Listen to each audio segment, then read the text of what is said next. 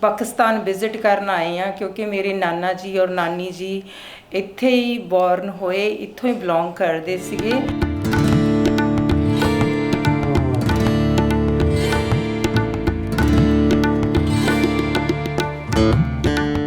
कुछ निशानियां दसियां उन्होंने कि कोल खूही सी, एक बोर्ड सी, एक किक्कर सी बड़ी।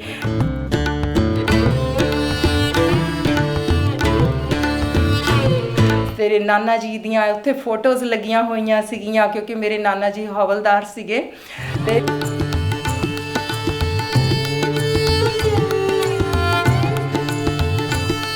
मैं सोचदी हाँ कि शायद मैनू ओही सारा कुछ मिलूगा। फोटोआं लगियां होईयां,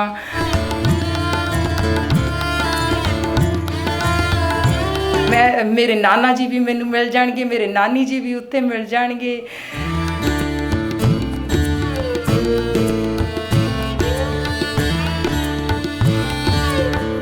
मेरे मम्मी डैडी जिद्दां न्यूजीलैंड च आ, वो भी बहुत एक्साइटेड आ कि साडी जिद्दां बेटी अज उत्थे चली आ।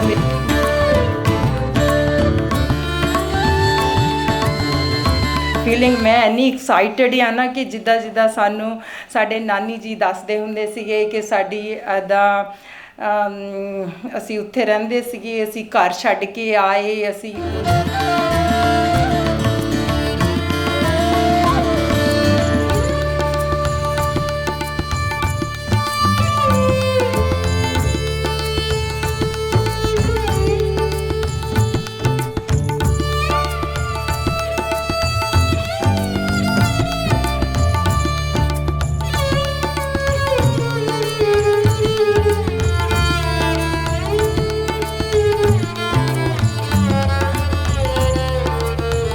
हाँ जी। सत श्री अकाल जी सारिਆਂ ਨੂੰ। हाँ जी, मेरा नाम परमजीत कौर है। इस टाइम मैं न्यूजीलैंड तो आई हाँ, पर इंडिया तो साडा पिंड जिहड़ा पिंड ढंडौर, डिस्ट्रिक्ट जलंधर, इहो आदमपुर दे कोल नज़दीक हैगा आ।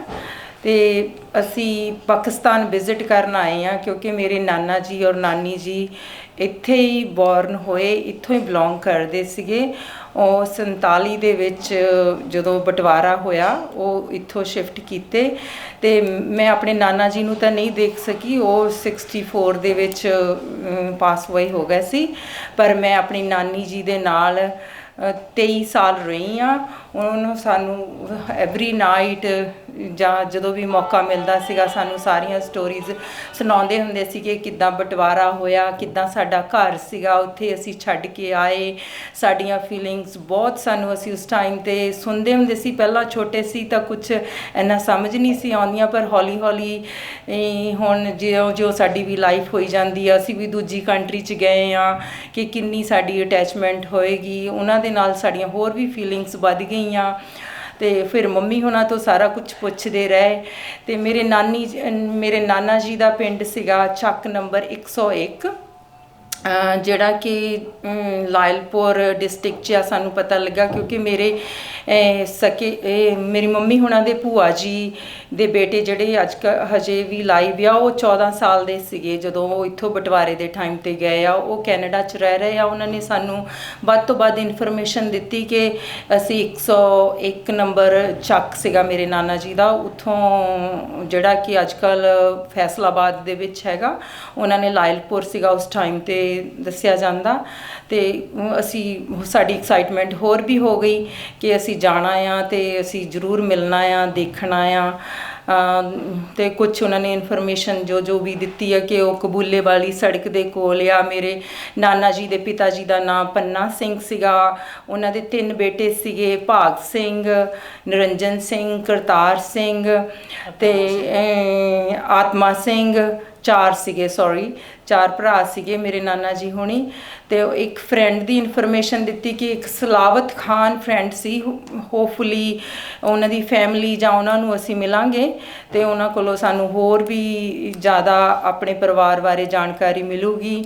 ਕੁਛ ਨਿਸ਼ਾਨੀਆਂ ਦੱਸੀਆਂ ਉਹਨਾਂ ਨੇ ਕਿ ਕੋਲ ਖੂਹੀ ਸੀ, ਇੱਕ ਬੋਰਡ ਸੀ, ਇੱਕ ਕਿੱਕਰ ਸੀ ਵੱਡੀ, ਮੇ ਬੀ ਹਜੇ ਉਹ ਹੋਣਗੇ ਤਾਂ ਸਾਨੂੰ ਹੋਰ ਵੀ ਸੌਖਾ ਹੋ ਜਾਊਗਾ। ਅਤੇ ਮੇਰੇ ਮੰਮੀ ਡੈਡੀ ਜਿੱਦਾਂ ਨਿਊਜ਼ੀਲੈਂਡ 'ਚ ਆ, ਉਹ ਵੀ ਬਹੁਤ ਐਕਸਾਈਟਡ ਆ ਕਿ ਸਾਡੀ ਜਿੱਦਾਂ ਬੇਟੀ ਅੱਜ ਉੱਥੇ ਚੱਲੀ ਆ। ਮੇਰੇ ਮਾਸੀ ਜੀ ਆ, ਉਹ ਮੇਰੇ ਨਾਲ ਆਏ ਹੋਏ ਆ ਅਤੇ ਅਸੀਂ ਸਾਰਿਆਂ ਨੇ ਉੱਥੇ ਅੱਜ ਪਹੁੰਚਣਾ ਆ।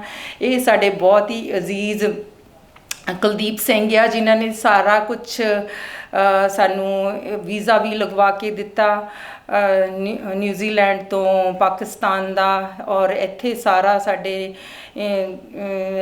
ਆਪਣੇ ਇਹਨਾਂ ਨੇ ਤਾਲੁਕਾਤ ਬਣਾਏ। ਮੈਨੂੰ ਛੋਟ ਨਾਮ ਯਾਦ ਆ, ਰਣਜੀਤ ਸਿੰਘ, ਉਹ ਅੱਜ ਕੱਲ੍ਹ USA 'ਚ ਹੈਗੇ।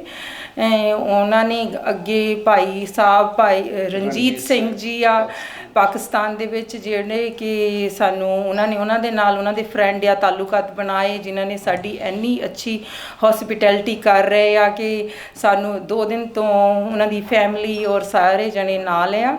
ਅਤੇ ਅਸੀਂ ਇਹਨਾਂ ਦੀ ਬਦੌਲਤ ਹੀ ਕੁਲਦੀਪ ਸਿੰਘ ਦੀ ਔਰ ਭਾਈ ਰਣਜੀਤ ਸਿੰਘ ਔਰ ਰਿੰਕਾ ਭਾਜੀ, ਜਿਨ੍ਹਾਂ ਨੂੰ ਮੈਂ ਹਜੇ ਮਿਲੀ ਤਾਂ ਨਹੀਂ ਹੈਗੀ, ਉਹਨਾਂ ਕਰਕੇ ਅਸੀਂ ਇੱਥੇ ਹਾਂ। ਔਰ ਬਹੁਤ ਹੀ ਧੰਨਵਾਦੀ ਹਾਂ ਭਾਈ ਸਾਹਿਬ, ਇਹ ਭਾਈ ਰਣਜੀਤ ਸਿੰਘ ਜੀ ਦੇ ਵਾਈਫ ਦੇ ਭਤੀਜੇ ਆ, ਲਵਲੀ ਸਿੰਘ, ਜਿਹੜੇ ਕਿ ਇਸ ਟਾਈਮ 'ਤੇ ਸਾਨੂੰ ਕਵਰੇਜ ਕਰ ਰਹੇ ਆ। ਅਤੇ ਹਾਂਜੀ, ਨਾਸਰ ਢਿੱਲੋਂ ਜੀ ਇਹ, ਅਤੇ ਉਹਨਾਂ ਦੇ ਅਸੀਂ ਬਹੁਤ ਧੰਨਵਾਦ। ਹੁਣ ਤੁਸੀਂ ਪਿੰਡ ਜਾ ਰਹੇ ਹੋ ਆਪਣੇ, ਕਹਿੰਦੇ ਕਿਸ ਤਰ੍ਹਾਂ ਦਾ ਮਹਿਸੂਸ ਹੋ ਰਿਹਾ, ਫੀਲਿੰਗ ਕੀ ਹੈ ਤੁਹਾਡੀ?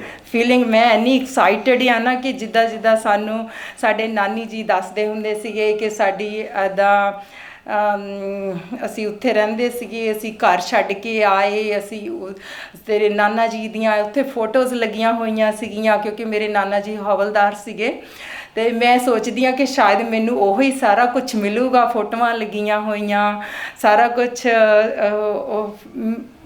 ਮੇਰੇ ਨਾਨਾ ਜੀ ਵੀ ਮੈਨੂੰ ਮਿਲ ਜਾਣਗੇ, ਮੇਰੇ ਨਾਨੀ ਜੀ ਵੀ ਉੱਥੇ ਮਿਲ ਜਾਣਗੇ। ਤਾਂ ਤੁਹਾਡੇ ਰਾਹੀਂ ਤੁਹਾਡੇ ਨਾਨਾ ਜੀ ਨਾਨੀ ਦੇ ਤੁਹਾਡੇ ਰਾਹੀਂ ਆਪਣਾ ਪਿੰਡ ਆਪਣਾ ਵਿਖਾਉਣਾ।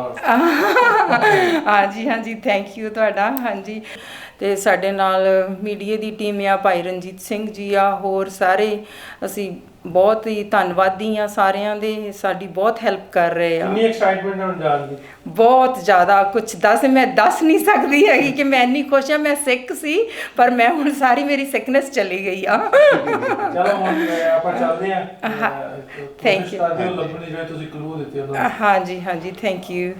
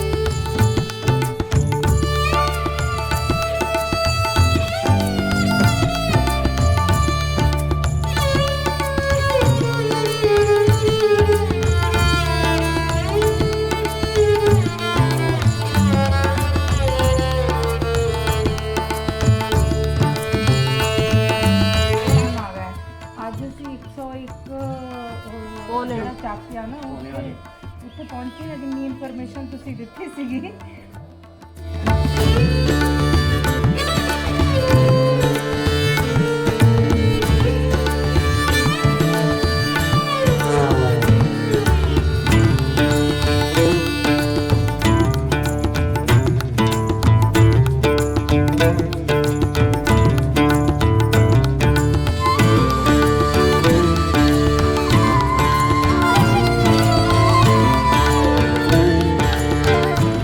ਅਸੀਂ ਦੋ ਕੁ ਬਜ਼ੁਰਗਾਂ ਕੋਲ ਗਏ। ਇੱਕ ਕੋਲ ਤਾਂ ਕਾਫੀ ਸਾਰੇ ਆਉਂਦੇ ਰਹੇ, ਉਹਨਾਂ ਦੇ ਘਰ ਉਹਨਾਂ ਨੇ ਪਰਚੀ ਖੋਲ ਕੇ ਬਣਾ ਦਿੱਤੀ ਹੈ, ਲੋਕ ਆਉਂਦੇ ਰਹੇ। ਇੱਕ ਨਾ ਪੁਰਾਣੀਆਂ 2-3 ਜਗ੍ਹਾ ਨੇ ਹੋ ਗਈ। ਕੋਈ ਕਹਿੰਦਾ ਸਾਡੇ ਘਰ ਦੇ ਮੋਹਰੇ ਸੀ। ਅੱਛਾ, ਹਾਂ। ਫਿਰ ਤਾਂ ਤੁਹਾਡਾ ਮਿੱਤਰ ਵਾਲਾ ਘਰ ਹੋਇਆ। ਤੇ ਇਹੀ ਹੋਣਾ ਕਿ ਦੋਜਾ ਸਿੱਧੇ ਤਾਂ ਕਹਿੰਦੇ ਬਾਹਰਲੀ ਵੱਡੀ ਸੜਕ ਆਉਂਦੀ ਸੀ।